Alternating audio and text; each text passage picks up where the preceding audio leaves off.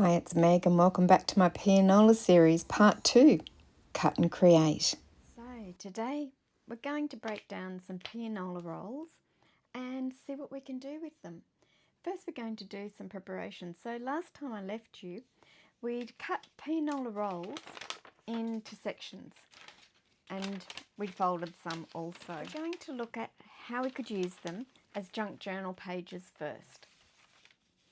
So they are very thin and the holes can make them a little bit fragile. So the way around that is reinforcing them a little bit. So there's two ways to go about this. The first way is to glue them together. So we have two and that will reinforce them. I do like using just a blue stick from Bosstick, and this is see-through. So we'll pop some on. It doesn't leave lumps, so you're not going to leave big lumps in between the page that are going to be bubbly and see-through. So we'll just glue this. I'll just pop these out of the way.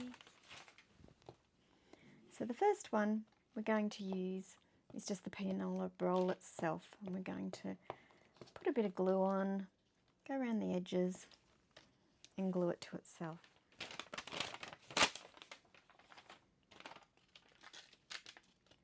It's fairly easy to move about for a little bit too, the blue glue, and it will dry clear.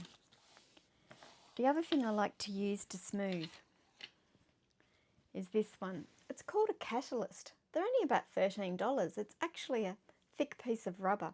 It's one of the best tools that I think I own. I used to use it in my mixed media and paint, but this is just perfect. It doesn't rip the paper, and you can put firm pressure on and glue those bits together. There we go. So that one's ready to dry. Pop aside, dry, and trim up when you're ready. So the second way is, this is called cicada paper, and you can buy it on AliExpress or Temu, and it's very fine. Very, very fine paper, but it's got a lovely brown texture. It's almost like a tissue paper, but they call it cicada wing paper. This is actually a really good size too, so you can cover the entire area.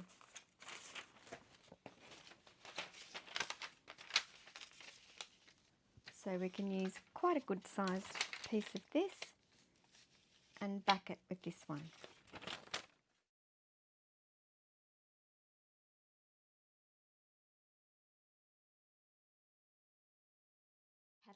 Catalyst tool, or we've got a bone tool, or maybe you'd like to use a spatula. But this is quite soft and flexible, so it's not going to damage the paper. You can just trim it now. I'll just roughly trim it. The next one are antique music sheets. Now these are really beautiful. The only variance with these, they're not going to cover the full page. So if I put this on, we've got this piece missing, but it's not too bad. We'll give this one a go too. Choose which side that you'd like to appear. I think this side would be better. So we'll stick this one on, and the words are on this side. So I'll move it over to this side, and I might leave those raggedy edges poking out. We'll take that up, and then you've got the music showing through, and we can just simply trim that off. There's that one, ready to dry. So next we have our headers that have come off the rolls. So I've got multiple ones here, beautiful stamps. So maybe we want to keep all of this in a section for our journal.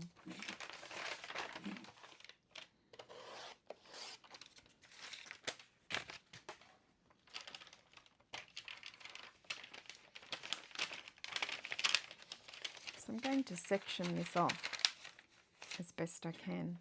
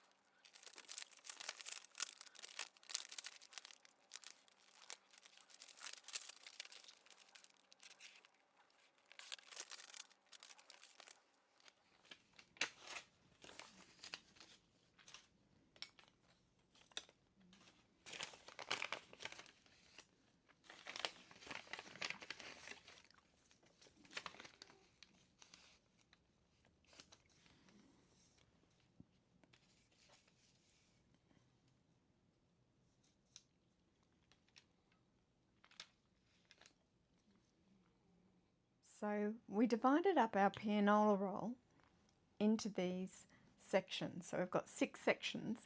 Let's see what we can make with them. So the first one, I'm going to use this one. So what I've done is I've folded over the edge, and it's very neat now, so it doesn't look very vintagey. So this is a little paper distresser. So I'm just going to go along the edge and rough it up slightly, just to give it that more authentic look. And I'll go down the other side.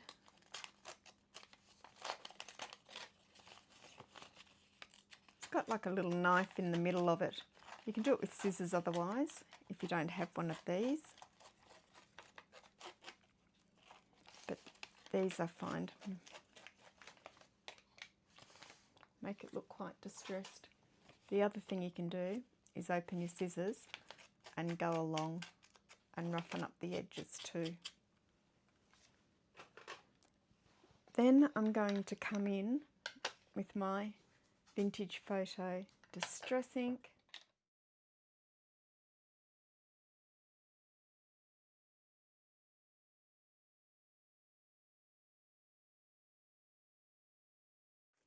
So that's now created more a distressed look.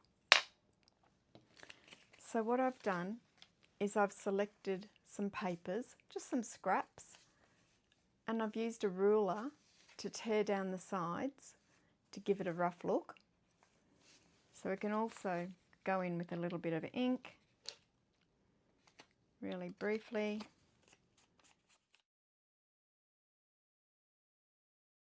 That's where this distress tool comes in, really handy.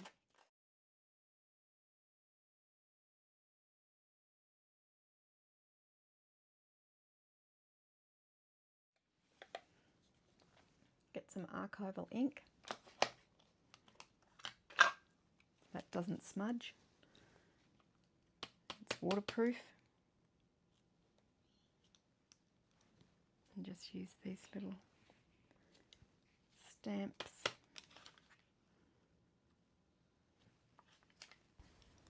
You can use any tiny stamps you have, whether they be flowers, dates or numbers. Just adds a really lovely effect on the bottom of all of these. Brings it all together. Then we have opened up the top. Put that all in. And that just gives us one tiny completed notepad ready to glue in.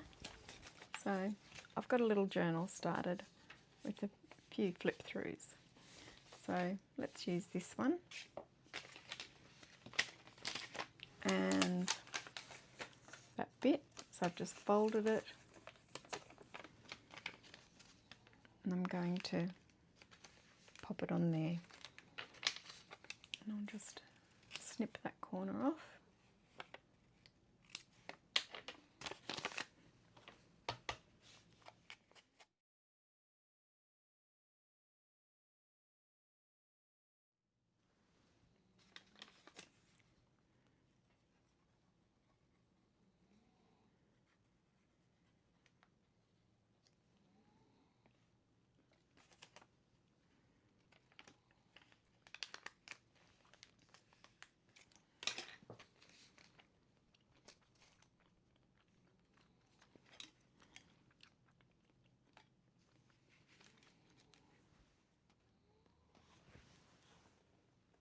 The next thing are the labels on the edge of the boxes.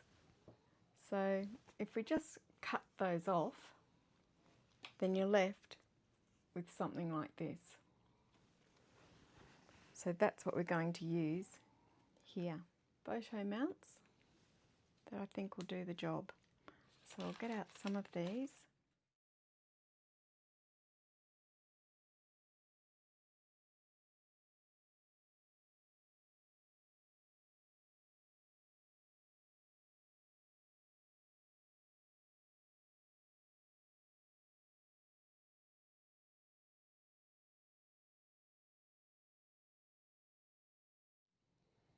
I glue them on first so they're on straight on each of the corners, because they're a little bit tricky sometimes to get straight.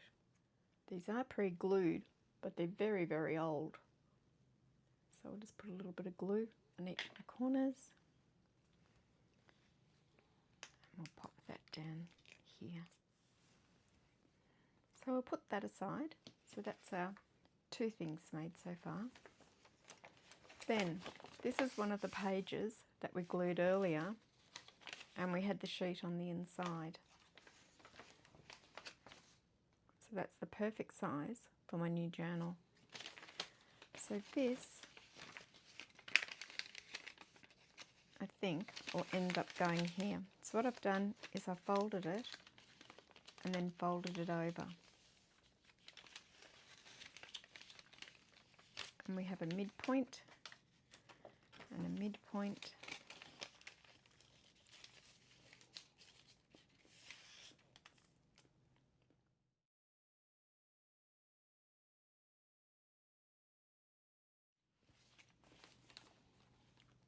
And this is going to be way too tall, so we're going to cut that down.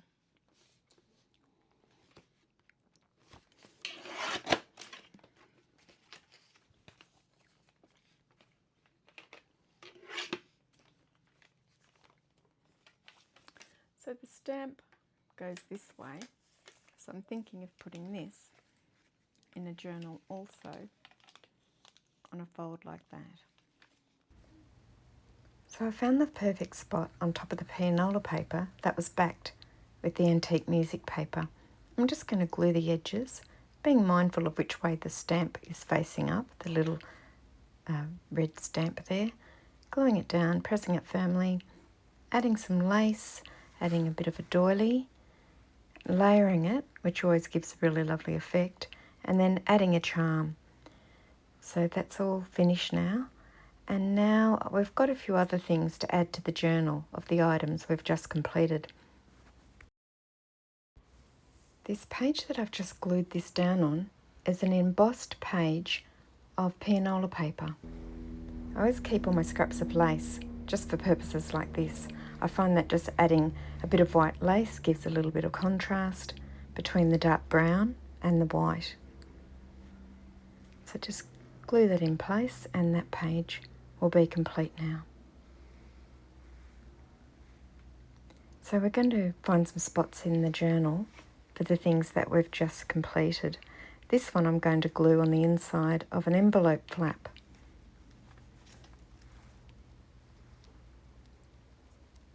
And I do use this Arlene's tacky glue. The tacky glue seems to take hold quite quickly. So we're just completing one of the other pages now, always adding lace again. It really does make a difference. I've added that tacky glue to a tiny little bottle that you can buy separately.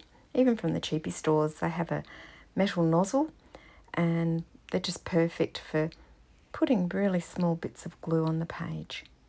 Once again, I'll ink the edges. It really does just tie it in.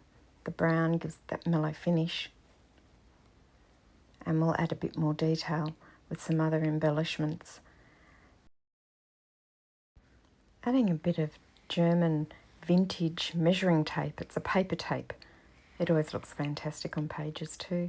Draws the eye up. So we'll just add a little bit on each side. And we're almost there with this page. I always like to create some little embellishments also, and you can batch make those and have them ready. I also like to cut out little pieces that I found on old music sheets. I use punches and I store them in a container for use another day.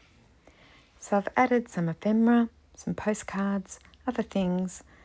This one's a little bit of tape measure on a piece of lace, a little charm and a bit of ribbon. So now just gluing that page in on another envelope flap in this journal, and that page is all completed. Well, that concludes today's video, and I hope you've enjoyed and taken away from it something that you can create too, whether you're a beginner or you're an advanced junk journaler.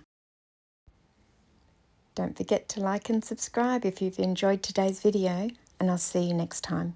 Bye for now, Meg.